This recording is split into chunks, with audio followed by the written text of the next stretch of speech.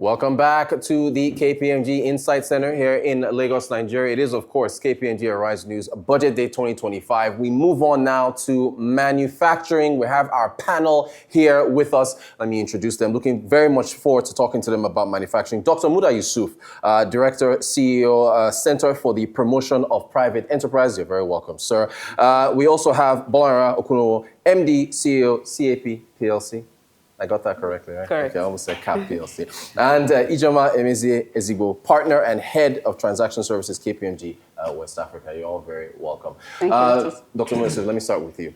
We saw volumes, FMCG volumes fall about 17% in 2024. Litany of reasons, inflation, currency, volatility, and so on and so forth. What's your outlook for manufacturing for 2025? Well, you know, the manufacturing sector was one of the biggest sectors that suffered serious shocks from the current reforms. Shocks especially from the FX and shocks from the energy prices. You know, manufacturing by nature has very huge exposure to foreign exchange and to energy.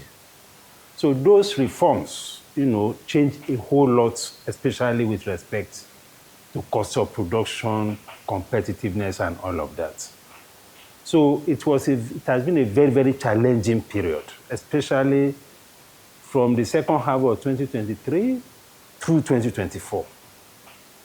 But from the second half of 2024, we begin to see some level of stability on the macroeconomic side, which has brought some stability to the system and which is easing the pressure, you know, on the manufacturing sector. And we're also beginning to see some, you know, easing of the pressure on energy prices, not necessarily on the electricity, because we still have a big issue with power.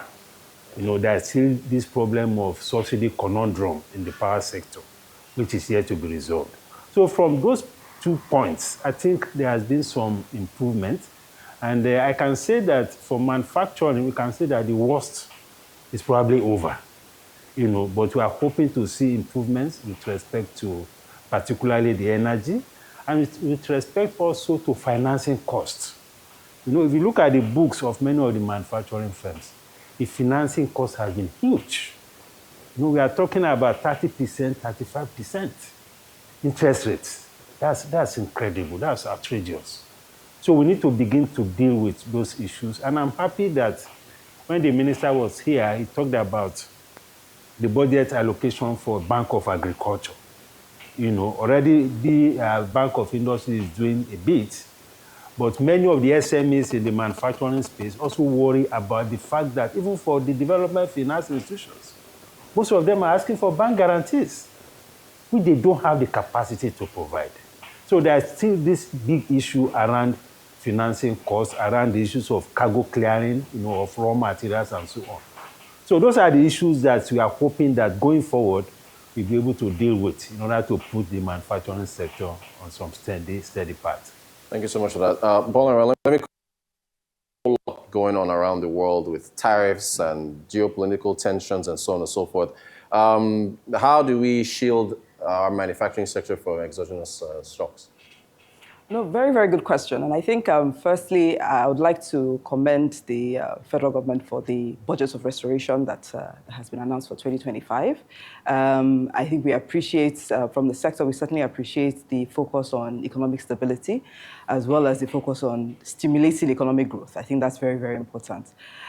So yes, we have domestic issues. And then, of course, you now look at the global stage and you have all of the geopolitical tensions that we see everywhere. But the way that we actually see it, or the way I interpret it, is that it's actually an opportunity for the local industry and for us in the manufacturing industry.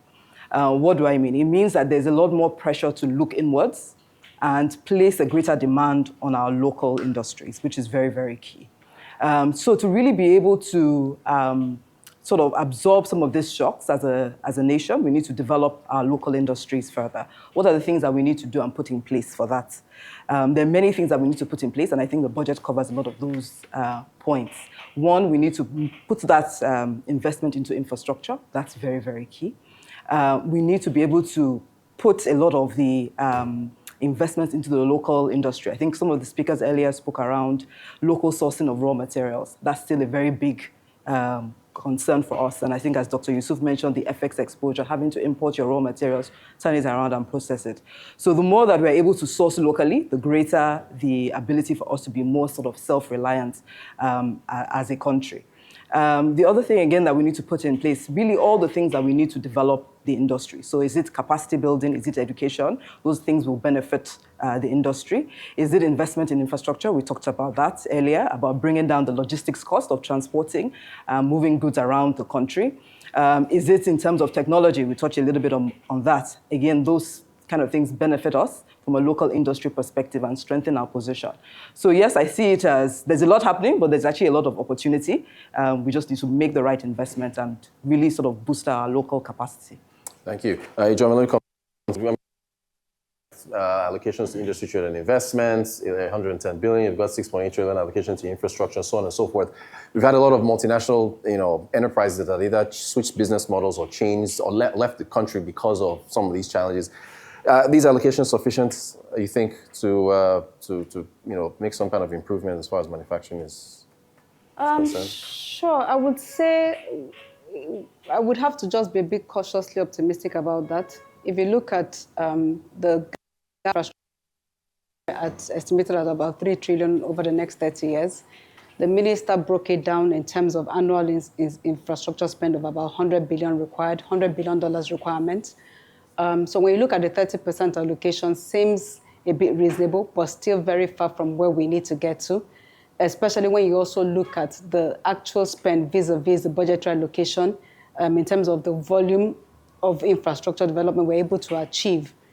Historically, you see that Nigeria has struggled in terms of project implementation, where we always have significant leakages, significant cost overruns and delays mean that we are really not able to fully exhaust the budgetary allocation. And even when we are fully able to adjust it, we're really not able to really achieve the level of infrastructure development that we expect to have.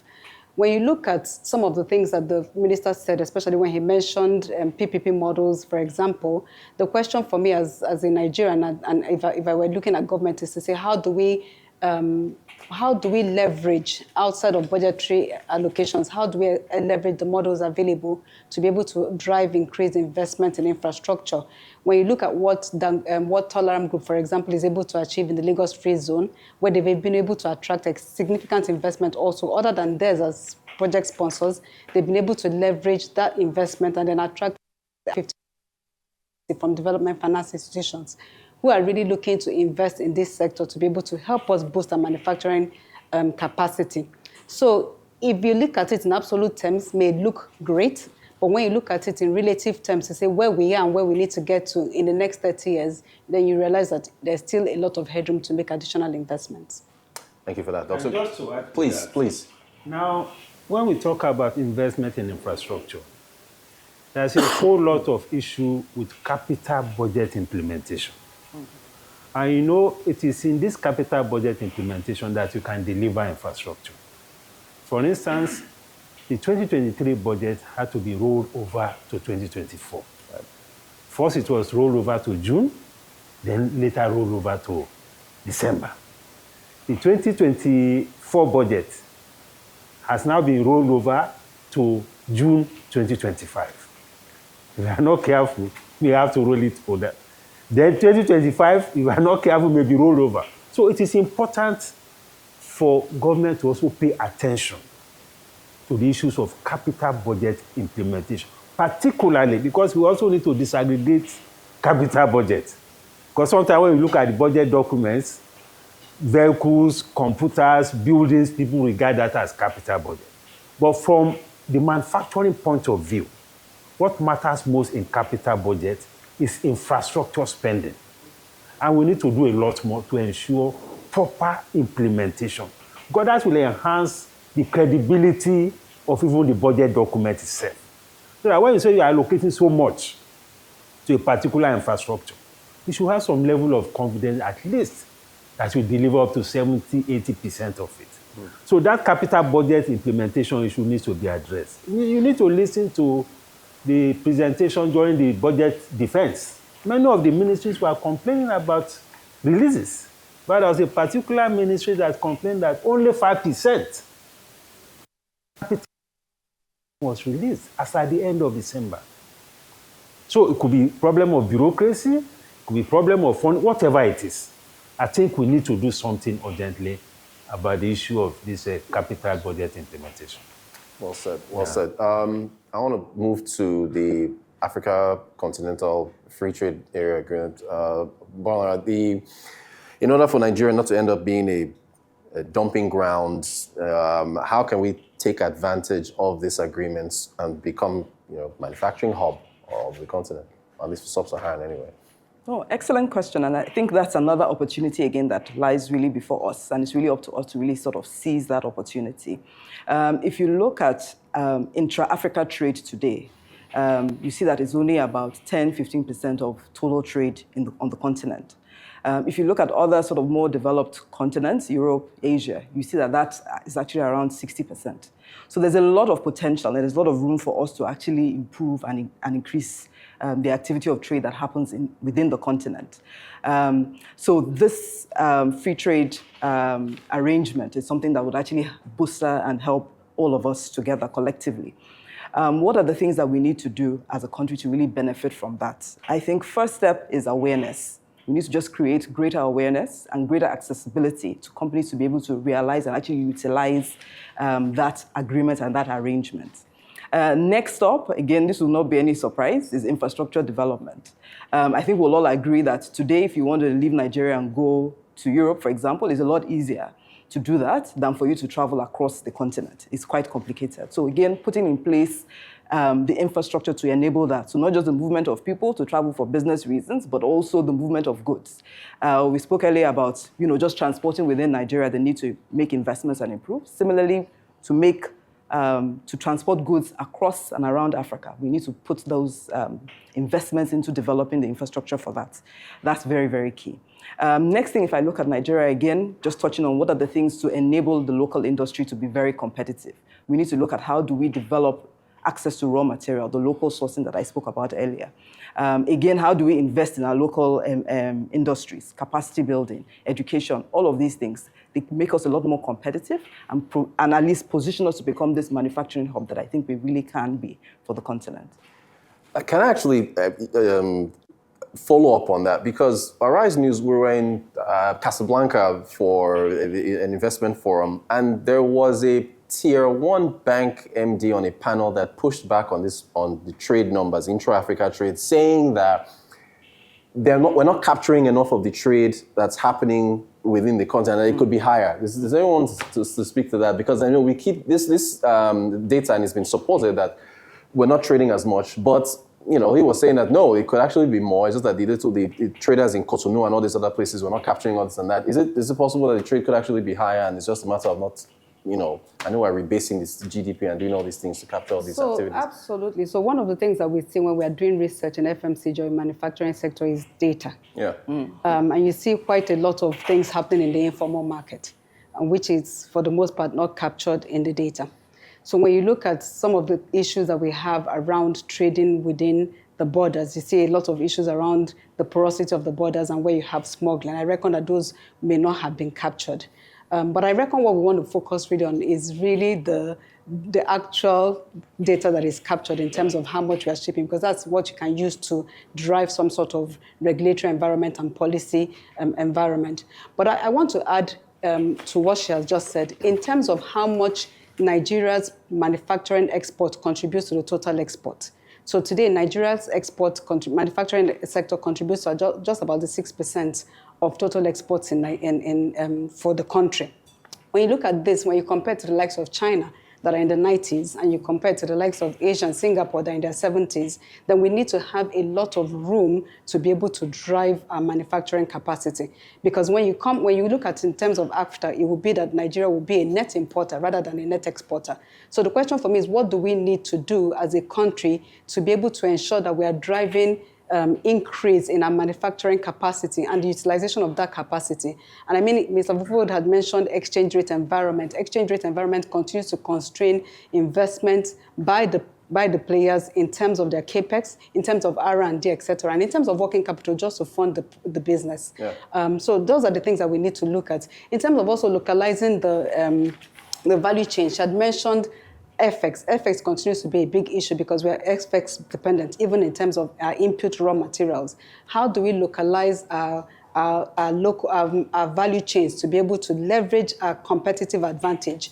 Earlier on, Mr. Detiliwa mentioned the issues around the sugar value chain, where we are importing raw sugar to be able to refine. Meanwhile, we can grow sugar extensively. Are there value chains that we need to be able to localize? And when you look at it, it's not just in terms of sugar. You look at in terms of rice, in terms of dairy. Today, we're importing significant amount of dairy when we have some sort of comparative advantage in terms of agriculture. So looking at how we can improve the manufacturing around the food value chain to be able to add significant value to grow our manufacturing base for export purposes. When you look at cocoa, for example, we have comparative advantage in terms of cocoa. The size of cocoa processing is just about $16 billion. But when you look at the chocolate sector, the size of chocolate sector is about 50 billion. How do we add value to our local manufacturing to be able to play better when we can leverage after to drive our exports? All right. And just Please. talk from the perspective of policy. Yeah. Because we need to be very deliberate about driving resource-based industrialization. Because that is where the competitiveness of a country is. Whatever industrialization we are pursuing, let us put it within the framework of the resources that we have. That will help a great deal. Because when we talk about after or whatever, it's about competitiveness. But when you have an industrial sector that is heavily dependent on imports, it creates competitiveness challenges. Now, for example, Dangote Refinery now has, through its petrochemical plants, a very big capacity to produce polypropylene, that can meet domestic demand and even for exports. And this is a very critical raw materials for our industrial sector. All these packaging materials, plastics, they use polypropylene. So we need to replicate that. And if there are core industries that the government needs to support, because even in this space, we don't expect that government to step out completely. There are some heavy liftings that the government needs to do. For instance, we talk about automobile assembly plants and all of that. You need a very strong iron and steel industry. Ajaokuta steel. Yeah. Ajaokuta and the rest of them. Yeah. I'm not saying that government should go completely into business, but these are heavy liftings that needs to be done to get these things up and running so that you can have a viable automobile, and other related industry. The same thing with our aluminum smelter. You need that to develop all these cables and things that people are producing locally. Yeah. These things require some elements of government support. And also infrastructure. Although the minister talked about the role of the private sector, I agree with that. But I still believe that the state has a very critical role to play in infrastructure delivery. Because private sector is about profit. Right. It's about profit. And when we leave infrastructure too much to the private sector, the profit objective will conflict with the economic objective. It will conflict with social objective. And that will create problem. So we need to, look at these things properly so that we can recalibrate our policies properly. It's a shame we're out of time. I had an inflation question, especially with rebasing. Maybe we'll leave it till next year. We'll see how inflation does over the next year. Dr. Muda Yusuf, thank you so much for joining us. Bola Okunowo, thank you as well. Thank you. And of course, Emezie-Ezigbo, thank you very much for a very fascinating discussion on manufacturing. All right, we're almost at the end, ladies and gentlemen. We're going to get a wrap-up of everything we've talked about so far on the 2025 Budget Day at Rise News KPMG. So sit tight, we'll be right back.